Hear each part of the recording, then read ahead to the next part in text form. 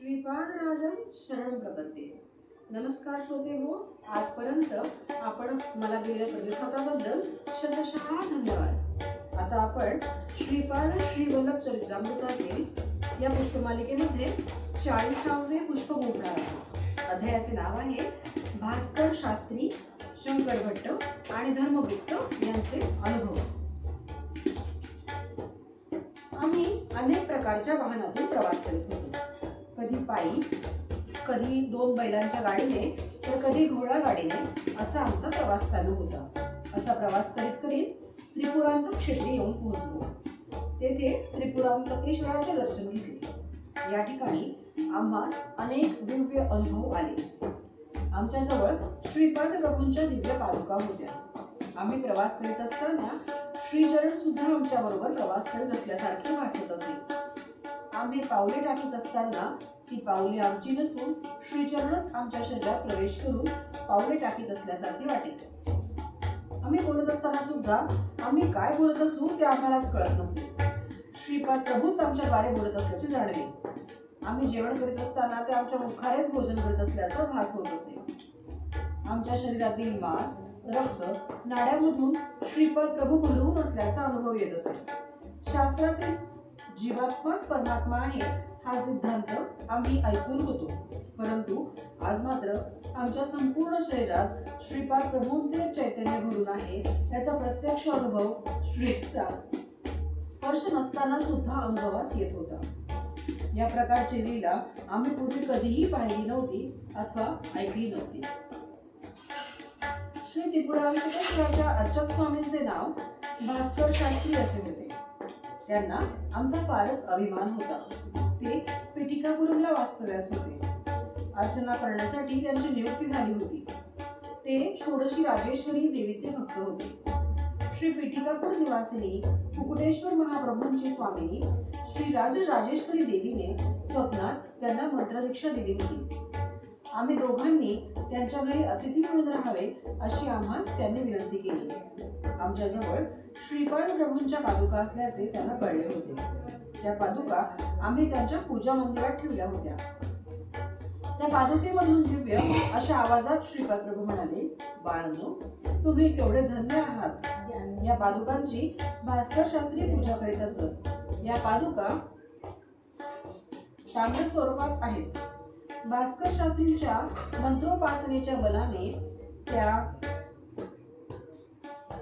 पादुका काही वर्षानंतर सुवर्ण रूपात परिवर्तित होतील. हिरण्य लोकातील काही महापुरुषांनी त्या पादुका हिरण्य लोकात घेऊन अर्चनाभिषेक केला होता.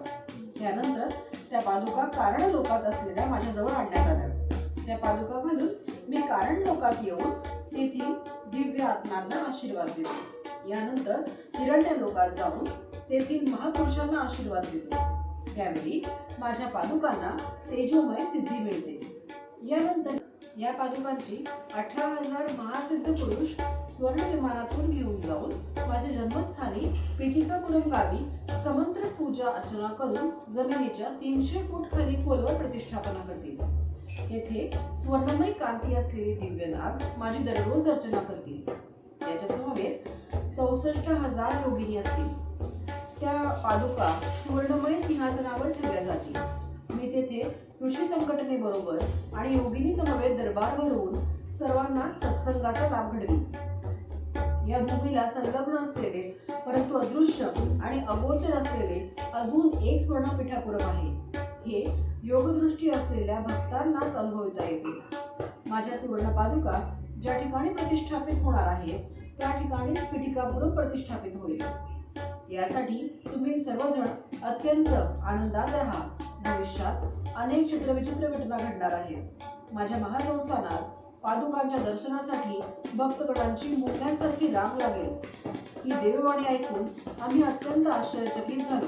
अंगावर रोमांच दाटले, नेत्रातून अश्रुपात होऊ लागला.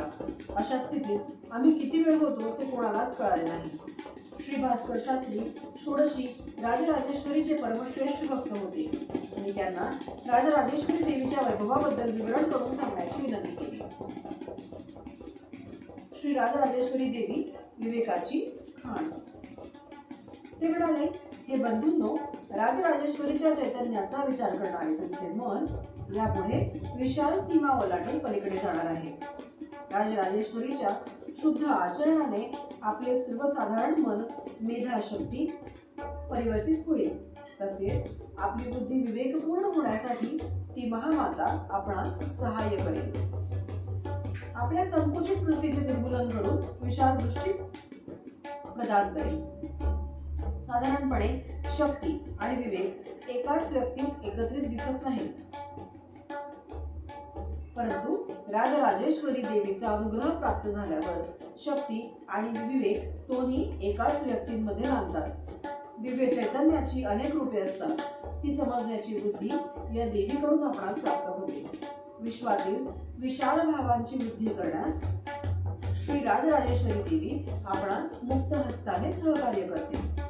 अत्यंत अद्भुत असे दिव्य ज्ञान मिळवण्यासाठी, शाश्वत अशी दिव्य मातृशक्ती मिळवण्यासाठी, विश्वातील महान कार्य सफल होण्यासाठी तिचा अनुग्रह अत्यंत आवश्यक आहे.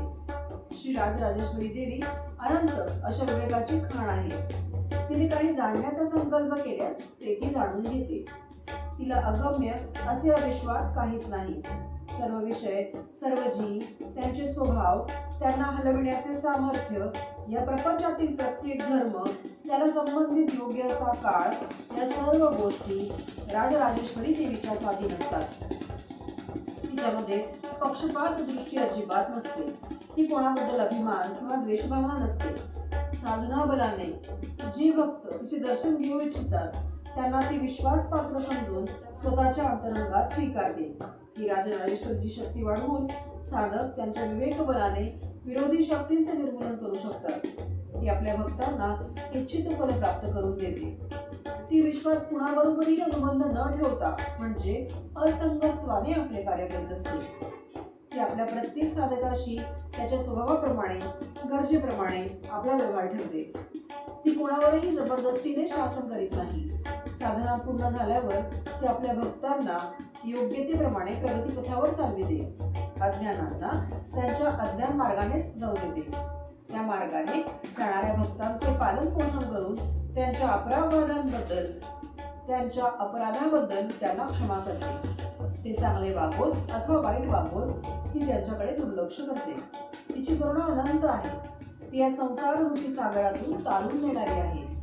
तिच्या दृष्टीने अखिल जगतातील सारे मानव प्राणी तिच्या अपत्याप्रमाणे आहेत. राक्षस, असुर, पिशाच या सर्वांनाच ती आपल्या मुलांप्रमाणे वागविते. तिला कितीही दया आली तरी तिचा विवेक जागृतच असतो. परमात्म्याने आज्ञा केलेला मार्ग ती कोणत्याही परिस्थितीत सोडत नाही. ती प्रयोगात आणते त्या शक्तीचे ज्ञान केंद्र ती स्वतःच असल्याने आपण तिचा अनुभव प्राप्त केल्यास आपणास सत्य ज्ञान बोध होतो. राजराजेश्वरी देवीची शक्ती प्राप्त करावयाची असेल तर आपणास कर्तव्यदक्षता, सत्यशोधन यासारख्या गुणांचा अवलंब केला पाहिजे. त्यामुळेच आपणास मातेचा अनुग्रह प्राप्त होईल. मी पिटिकापुरमला वास्तव्य करून असल्याने श्रीपाद प्रभूंच्या कृपेस प्राप्त झालो. तसेच त्यांच्या कृपाप्रसादानेच माझी राजराजेश्वरी देवीची दीक्षा सुफलित झाली. आज माझा दीक्षा दिन आहे. माझ्या प्रगतीचा आढावा घेण्याचा दिवस, तसेच अधिक वेळ ध्यानात राहण्याचा दिवस. श्रीपाद प्रभू कोणत्या परिस्थितीत पिटिकापुरमहून निघून संचार करण्यास जातील हे मी तुम्हाला उद्या सांगेन. तुम्ही येथे येण्यापूर्वी श्रीपाद प्रभूंना मी अर्पण केलेला प्रसाद थोडासा जरी घेतला तरी हा महाप्रसाद घेऊन तुम्ही सुद्धा धन्य व्हाल. श्रीपाद श्रीवल्लभाचा जय जयकार असो. श्रीपाद राजम शरणम प्रपद्ये. श्रोते हो, 40व्या अध्यायाचं फलित आहे असाध्य कार्यात यश मिळवण्यासाठी.